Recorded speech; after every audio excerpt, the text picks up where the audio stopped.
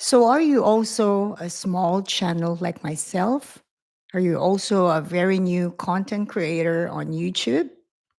How old is your channel? Mine is 5 months old. And in that 5 months, I have my fair share of things I've done right and things I've done wrong. So, for today's live stream, I want to share with you my biggest mistakes that I hope new channels or young content creators like myself would be able to watch this live stream and learn from my mistakes so you don't have to. And before I break down to you all the biggest mistakes I've done as a small channel, I just want to share with you that there is a playlist of the workshop that we do for small content creators. It's on the description, it's on the comment section. I pin it. Please feel free to check out the playlist because it's really going to help you. And the goal for this workshop that we do every week is to help small content creators, including myself. So let's get into it. Let me share with you the biggest mistakes and why I feel it was a mistake. What's my proof of that as a mistake and how I felt that it has harmed my channel more than doing good. So, mistake number one, when you are a new channel, you are tempted to pay a YouTube guru. I have experienced that as a very new channel, I would say on my second week or maybe almost a month. And I feel that as new channels, we are so tempted to do whatever it takes. In fact, even as a 5 month old channel now, coming to 6 months, I still do find myself in that situation where I feel like I'm willing to do whatever it takes to increase my views, increase my watch hours, and to get closer to the monetization. While there's nothing wrong with that, what was my biggest mistake is paying a YouTube guru at the very beginning of my journey. I don't mind to pay a YouTube guru, but at that time, because I was so new in the game, I was pretty much desperate as many content creators or as many small content creators. The biggest mistake for me was I paid a YouTube guru that was not really one of the best YouTube guru in YouTube. Not only that, I paid someone who was not good at all in terms of getting paid couple of $100, and then in return I was given something so basic, and I could have just watched and binge on these big channels or big YouTube guru channels, and they're all for free. So, my biggest mistake number one, if you're a very new channel, don't get into this temptation of paying someone, especially if they are not the biggest YouTube gurus. For instance, I can name a few who of the big ones that I would recommend. I would recommend Think Media, vidIQ. These guys know the business. These guys have proven the numbers in their channel. And apart from that, you can see their passion also on teaching and sharing the success and the way to success to small channels like ours. So if you're going to ask me, my advice is don't pay for a YouTube guru who would give you advice that you can also access for free on YouTube. At the same time, if you ever decide to get a YouTube guru, please get the best one. Get the most experienced ones with really numbers to prove that they are in a position to be a YouTube guru. And they're not cheap. They usually charge a couple of $100, sometimes even $1,000 plus. So be very careful with being in that situation like I was, where I was so vulnerable. I was so um, willing to do whatever it takes to get my channel moving. But little did I know that I have options, that I had options in terms of better YouTube gurus than just a random YouTuber who claims that they are the YouTube guru. So I think in the essence, just be very careful with the YouTube guru or whoever you would actually hire to help you with your channel. Now, another biggest mistake I feel I've done is, oh wait, before I go to the next one, I feel that from what I've paid for, I did not really get the value in return. It was the worst spent couple of $100 for me that I wish I had just donated that money to a charity because it was really pretty useless. And again, when you're new and you're a new content creator, you don't know anything. We don't know anything. The knowledge that I have now, based on the experience, based on the mistakes, based on the success, and just really following the right YouTube gurus on YouTube, that gave me a different perspective and I mean a different position now in terms of knowledge. And we know that knowledge is power.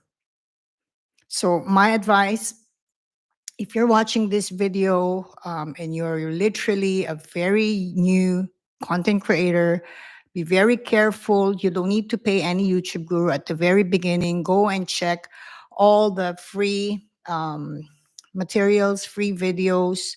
And I would recommend Think Media and vidIQ. Those two are very, very good and they're very professional as well. I would recommend you to go to those two. Of course, there's endless list of YouTube guru and YouTube guru wannabes. Just be careful because they're not free and they charge a lot of money, and you just want to make sure that you're really getting the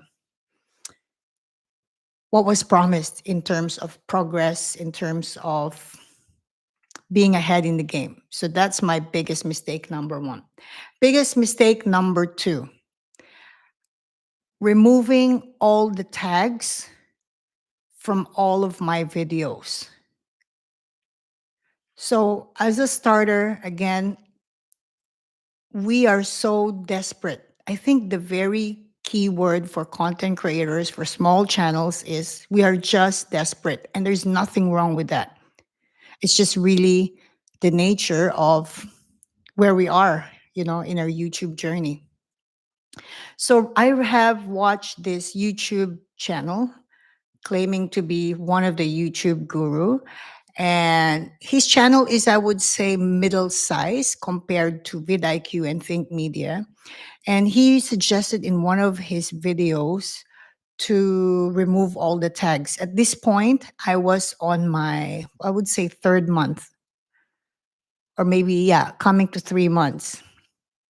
And he said, if by removing all the tags on my videos, and he even showed the screenshot of his YouTube studio page where it did show the spike on views. So of course, again, desperate content creators, desperate small channels, I was just drawn to follow what he said.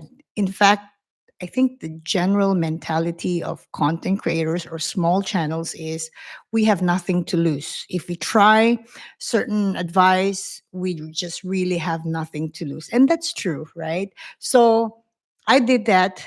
And at this point, I was producing 3 videos every week, long form videos. Since my week one until I can remember, I was really aiming for 3 long form videos every week. So at this point, I might have done already, I would say, about 50 videos or something close to that. So I remove all the tags. You know the answer, what happened after that. There was no spike numbers on my views. And as a matter of fact, it felt like it has done more harm than good in my videos. Not one, all my videos. So what happened there was I just literally had a very dead analytics for days, maybe almost a week. I went into panic mode because every single video when I go to my analytics, has had 0 views. It was just a blank screen. You know how we like to see a couple of moving graphs and movement in our analytics. There was nothing in there. So the biggest mistake there is, just because a big channel would say, you do this to your channel, it would do the same for you as a small channel. It doesn't work like that all the time. Maybe there are tips that are applicable that you can say, okay, the title, the description, the thumbnail, it's quite universal, right? I think those three very important tips that any content creators, big or small, this is something we all have in common. You know, if we follow the right formula on using the right title, thumbnail, and description, we'll be able to generate a good CTR score. We'll be able to good average view retention or hours view.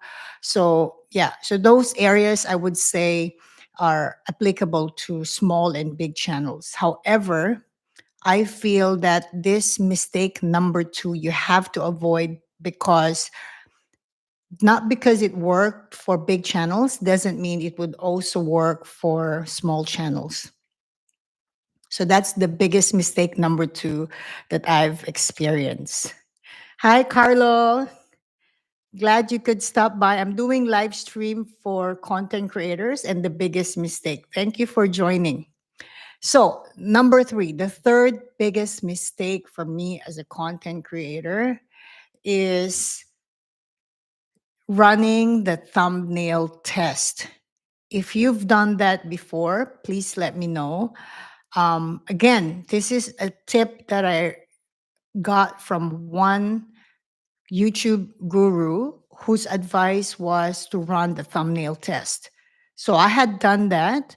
And the funny thing is, again, it boils down to content creators being desperate. We are just always desperate for anyway, whatever it takes. We always have that whatever it takes mentality. So I went on and did the thumbnail test on the YouTube studio. And I've done that on all my videos, right? Because again, we are just trying, it's a trial and error. You don't want to do it on one video, because what if, there's always the what if at the back of our minds. So I went through all my, I put all my videos basically on thumbnail test. And you guessed it right. It was a disaster. My views stop, my analytics had been as if somebody switched off my channel. If I can just be so honest with you, that's how it felt like for me. So thumbnail test, mistake number three, don't do that. I think there's also I've also tried the one where you actually have YouTube Studio to generate your own thumbnail. So I have tried that, and same thing, it did not do anything for my channel. It did not do any benefit. It did not have any benefit. So my advice with thumbnail is very simple. You have to be creative with your own thumbnail design. There is Canva. I use Canva personally, and if you want to have a look at my channel, you can see I have over 130 videos, and each of that I have really played around with different style, with different methods. I have talked about tips in another workshop, and I don't want to talk about that on this workshop, because today's workshop is about me breaking down the biggest mistakes. However, the tips on overcoming or changing the strategy to make it right, to make it better, will be on the other workshop. It's on my playlist. Like I said, I have pinned the playlist in the comment section. I will put that on the description so you guys can see exactly what are the tips that I had given for these mistakes. And also, I just want to highlight that all my workshop videos, I actually always work on the timestamp. So if you are actually looking at the workshop and you will might feel intimidated and think that, oh, look at this is an hour workshop or longer than that. But don't worry, I always make an effort to put a timestamp on all my videos so that my viewers would know what to expect. Because when you see a long form video or a replay of a live stream, it is always easy to feel discouraged because you would think, okay, it's a long form video. I don't know what she's talking about. I know the title, but it might be a clickbait kind of video. So there's no clickbait in my channel. It's usually all workshops specifically for this topic. And so have a look on the playlist. Now, another biggest mistake I've done is I had a habit of what I call reviving my channel or my reviving my videos every week.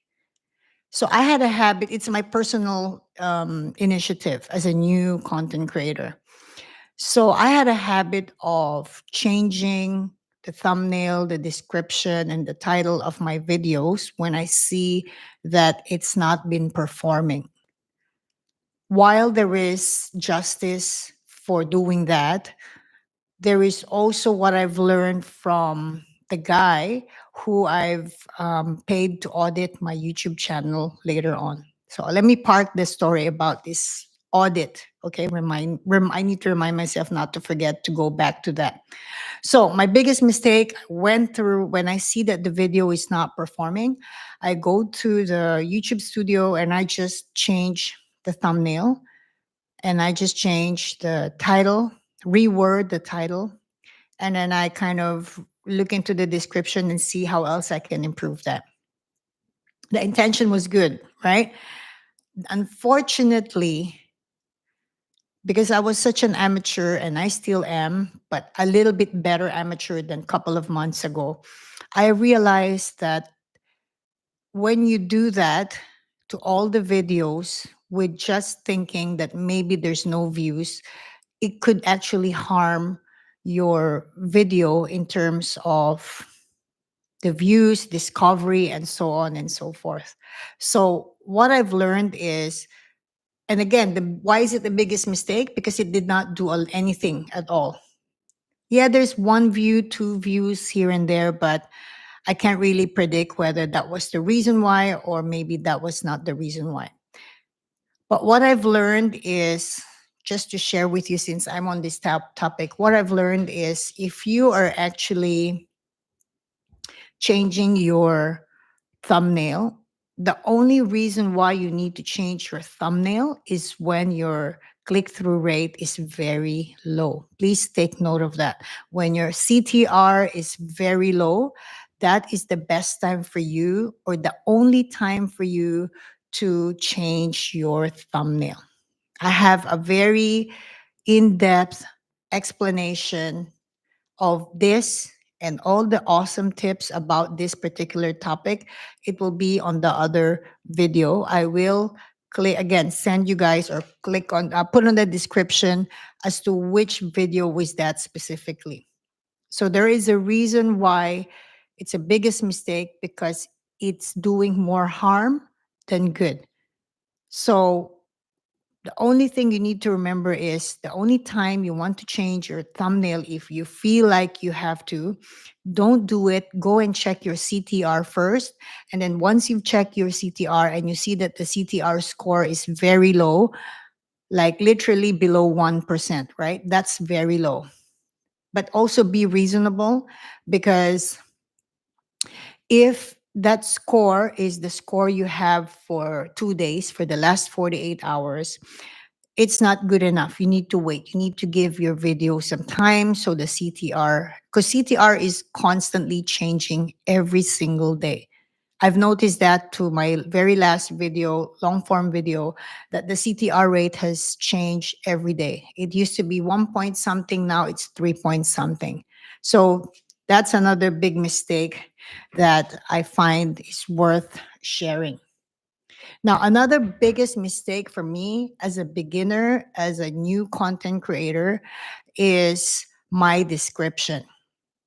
Okay. So I used to um, write a whole monologue. You know, my description on each video before used to be so random. You know, I just type in whatever I feel like typing, and I would, hi, Rubber Band Boy. Join us today. We're doing workshop for small content creators. I'm sharing all the biggest mistakes I've done as a small channel. I hope you can catch up and learn from my mistakes so you don't have to. So, description. So, this is my fifth, I think this is my fifth biggest mistake, is my description. I used to, again, I'm a 5 month old channel and I've made so many mistakes and I'm still making mistakes, but less.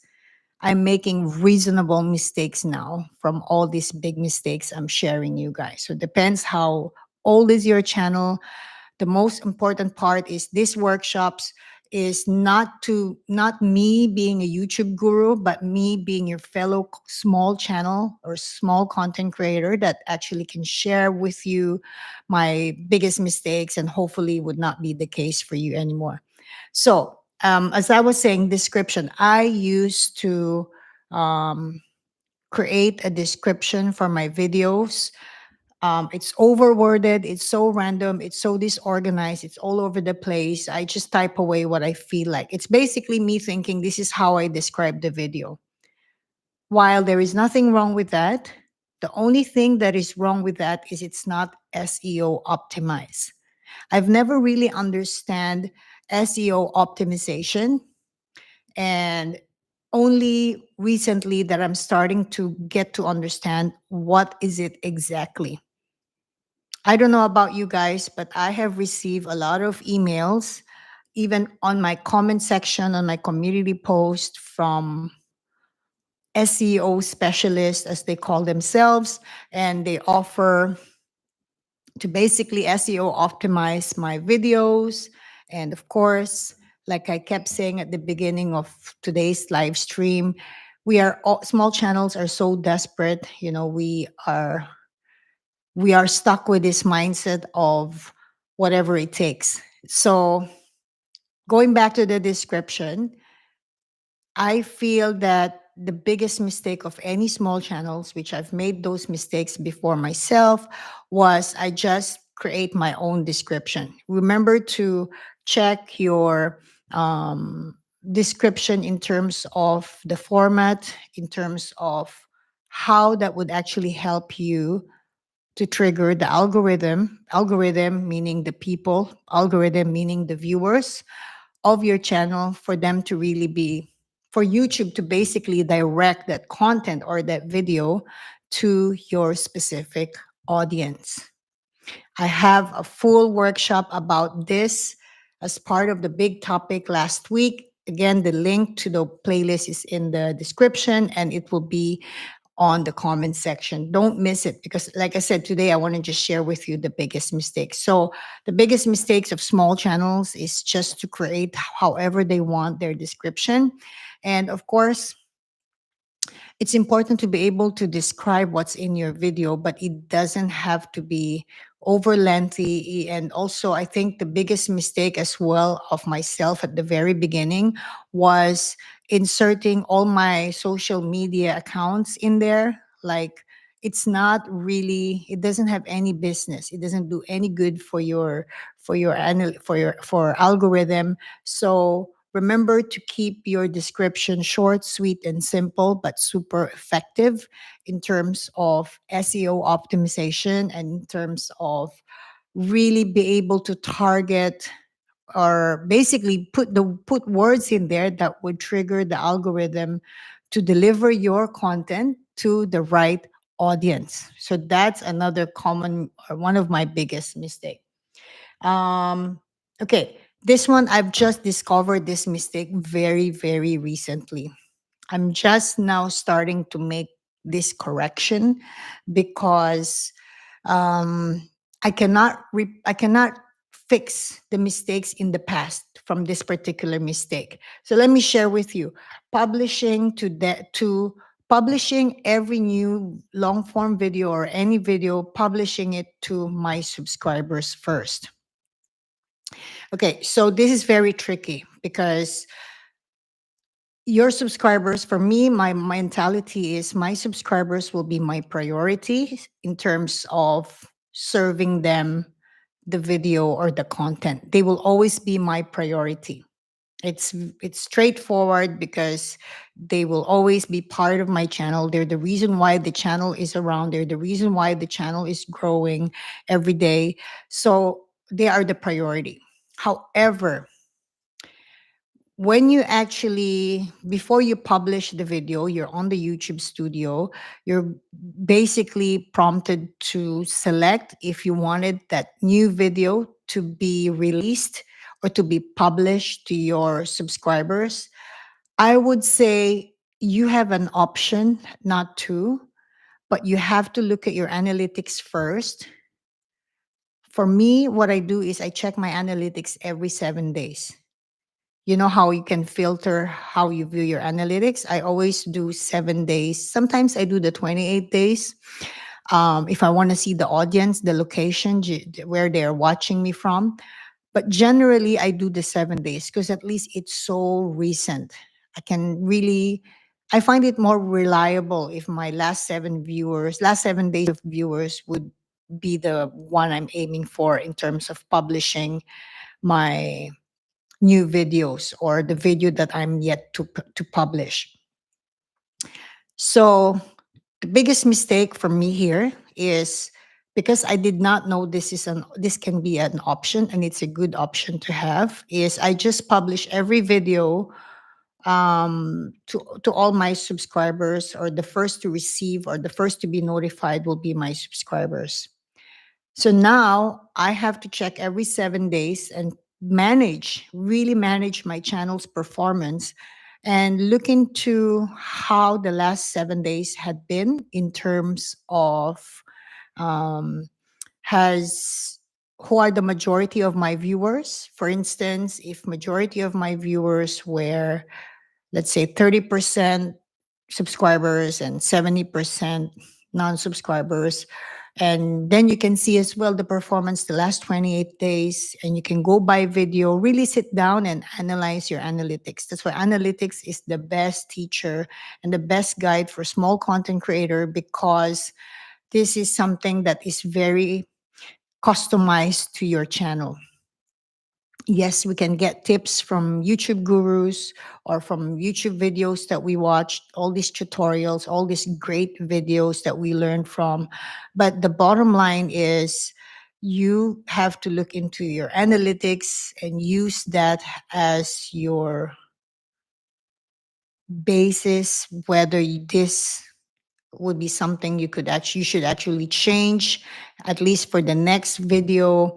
So when you post your next video, let's say majority of your viewers are, let's say, non-subscribers, what you can do is, okay, maybe if the ratio is so significant, so for example, the last 7 days analytics would show the majority of your viewers, let's say 70 plus percent are, let's say, non-subscribers, and 25% or 30% are subscribers, then you might want to try to, next time you post your next video, to uncheck that part on your YouTube studio. So your next long form video or shorts video or live stream replay will be published, not necessarily to your subscribers first.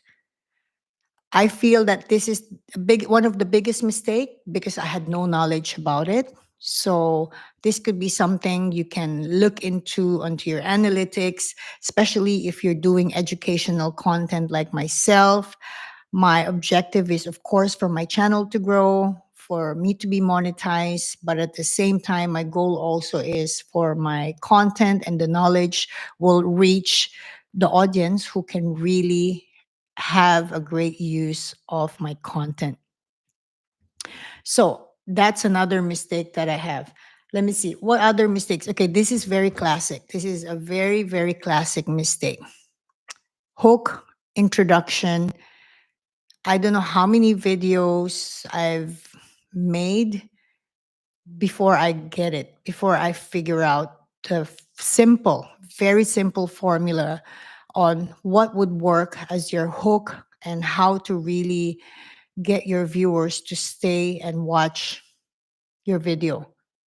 And that is obviously the biggest mistake is saying too much on your introduction, saying too much about yourself. The whole, hey guys, this is Majoy, and you introduce yourself. This is a time waster. Nobody cares, as harsh as it sounds. They don't care about you in a mean way, but I think they click your video because, okay, you already did a good job. Your thumbnail is very appealing. So you passed the test already. Your title is very appealing. So that's great. So now when you're on your intro, the biggest problem is, as a small content creator, including myself, my biggest mistake was I talked too much about introduction that doesn't really matter to them, and just l- basically lead my viewers to exit the video because it doesn't have it's not interesting anymore. So I lost my chance to not only have that viewer as my subscriber, but I also lost that view. I lost a lot from every person who I failed based on my failure. So what I'm trying to say here, guys, is intro, the formula that I've learned is it shouldn't be so long, it shouldn't be overdone, but it should really focus on your viewer. So if you listen to my intro on this live stream, that's the application of me growing as a content creator. That is an application of me learning from my own mistakes. So I used to introduce myself and what this channel is about, what this video is about, how's everyone, I hope you're okay. That cost a lot of seconds for me. So what I've done now is I basically created a standard hook script, very standard. Basically asking first the viewer what their struggle is, and then number two, I will give them the commitment of, after you watch this video, this will be what you're going to get from my content, from, or after this video, these are the things you're going to learn from. Basically identifying already to them the promise of this is what you're going to get at the end of this video. At the very beginning of the video, they already know what they're going to get out of my video. And of course, the third is already giving them an idea of what am I giving them. So for example, for this particular live stream, my very standard hook is, do you struggle as a small content creator? The viewer might say, okay, I do. After watching this video, you will learn the mistakes that I've made so you don't have to repeat and you don't need to lose viewers and subscribers and so on and so forth. And then the third is I will be giving you my 10 biggest mistakes as a small content creator with hopes that you will not repeat my mistake. If you're ready, I am. Let's start. Number one.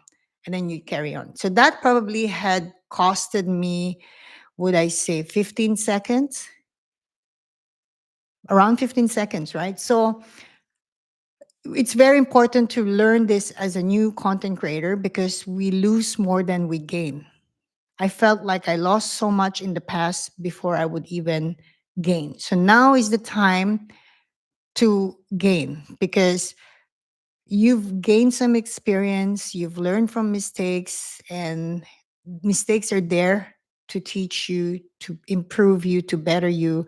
So this is actually a very good process to go through. And if I look back, I wouldn't trade it anyway. I would still say, look, I enjoyed making those mistakes, making some really crappy introduction and some wrong hooks, you know. So that's another biggest mistake that I've learned that I hope you don't have to. So remember, focus on a hook that would focus on your viewer, not about you, because they don't care.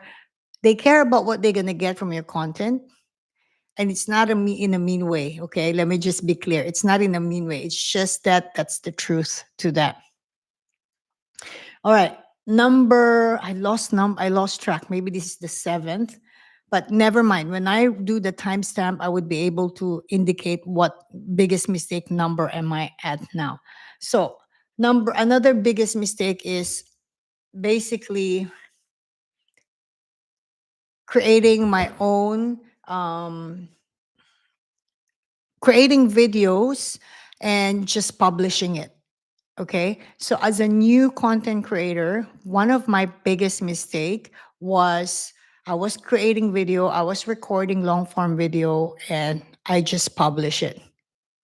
While there is nothing wrong with that, I think one of the biggest mistake there is I did not establish what I call my quality control. Coming to 6 months as a content creator, I have learned to set up a standard for myself, a standard for what I feel is worth publishing.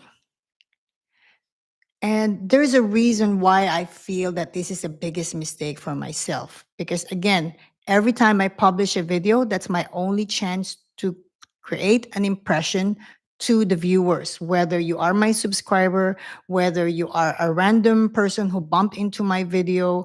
And if I don't create a good impression, if I don't deliver what my channel was supposed to deliver, I would lose you as a viewer. I would lose you as a subscriber. I would lose watch hours from you.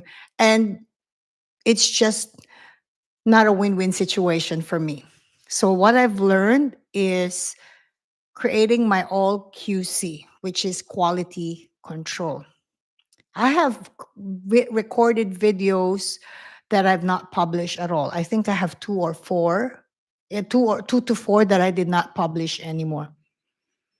The reason for that is it did not seem so perfect for me to publish. I have to watch the video and publish a video that I know I will be so impressed about myself. Because my video is educational. I provide content that has value to the viewers. And I would like to think that my viewers are either professionals, small business owners, or YouTube content creators like myself who are there to learn, who wants to learn some sales skills, who want to learn some advice from fellow small content creator. And if I don't deliver that, or if I publish a video that cannot deliver that, then it's actually really just a waste of an opportunity. I feel like it's a waste of an opportunity when you post a video that is not passing your quality control. So that is my biggest mistake. And I'm so glad that I do have set that standard myself, because now I feel like if I did not publish that video for a reason, for a very simple reason, it did not pass my personal standard.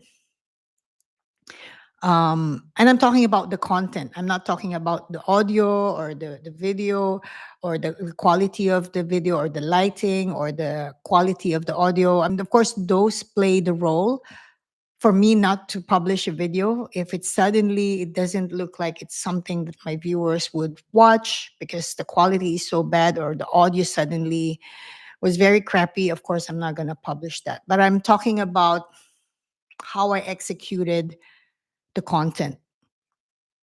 I wanted to be a content where it would really show how motivated, enthusiastic, experienced, credible I am to my every viewer. So really, really have that quality control mentality also allow me to create more mindful content. And of course, I want to be monetized, but hear me out here. We all want to be monetized, right? So assuming you hit the 4,000 watch hours by creating all the videos, all the content that whatever it takes kind of thing, whatever it takes content. Once you're monetized, that's the only beginning of the challenge. The challenge is not to get to 4,000 watch hours. I look at it as the 4,000 watch hours is my rehearsal period as a content creator. It is my opportunity to really use this time to practice creating good videos. Use this time to create really solid videos that when I'm already monetized, I would really have viewers who would watch my content for as long as they could. That's how I want to go viral. I want to go viral for being this consistent sales trainer who produces unedited, super credible content, extremely passionate, very enthusiastic, made with love and perfection. That's what I'm aiming for in that 4,000 watch hours. I'm nowhere near my 1,000 hours yet, but I feel that I want to use this opportunity to get to 4,000 watch hours to grow, to improve, to mature, to get better, to learn, to make mistakes, to grow out of it, and just be a very, very professional and great content creator by the time I'm monetized. I have my own goal.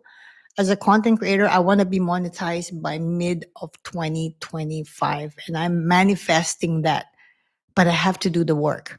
And I am doing the work. So I hope that all these biggest mistakes that I've shared to you will be useful for you as a guide. And like I said, mistakes are there. Mistakes are great because that's how we improve and that's how we learn. And at the same time, one thing so good about all these mistakes is once you identify them, whether you already made a mistake or you have not made that mistake, hopefully, is you can actually be ahead of your game because you are already doing more right than wrong. You're doing more good than harm. So that's another biggest mistake that I have on my list. Let me see what other biggest mistake that I've done apart from publishing whatever I have recorded. Okay, this is very big. Paying attention to views versus like I used to pay, I had been paying attention to the total views, right? Every time I publish a video, my biggest mistake, I check on the video and say, oh, it's 50 views only or 20 views.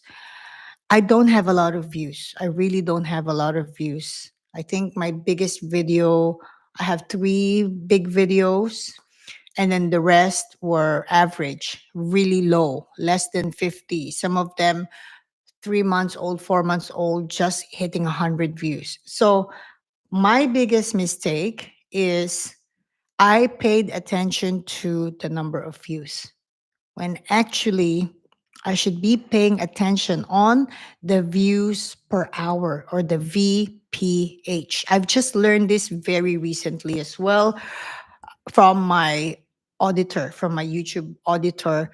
And I've learned that when you look at your analytics with experienced eyes compared to amateur eyes, like myself at the very beginning of my journey, I was so stuck on how many views, how many views. But the truth of the matter is, looking at the VPH is more sensible and it's more beneficial for me as a small content creator. Because if my views per hour is more significant than number of views, it would also direct me to my favorite part whenever I see my analytics is average view duration or AVD. Whenever I go to my AVD, I really enjoy when I see that my average view duration is 5 minutes something, 8 minutes. I even had one live stream replay where the average view duration was almost 10 minutes. This makes me really happy because you know why? I feel that this is when views, which is 30 seconds, the number of views doesn't really matter unless it can be converted into a very good average view duration, because I believe that if your average view duration is good, it promotes returning viewers into your channel, It promotes subscribers that are organic. It promotes community who would really continuously watch your channel or follow your channel. So I am all about checking or tracking on the VPH or views per hour and the average due duration, rather than when I was new. One of my biggest mistakes is when I see my total views, I get so discouraged and I'm look, okay, only 10 views. But then again, when I've learned to go deep into the analytics, then I'm reminded that yes, that's 10 views, but the average view average view duration is actually 10 minutes. And of course, it will also translate to the view hours based on those 10 people. So it really comes down to understanding the value of quality over quantity.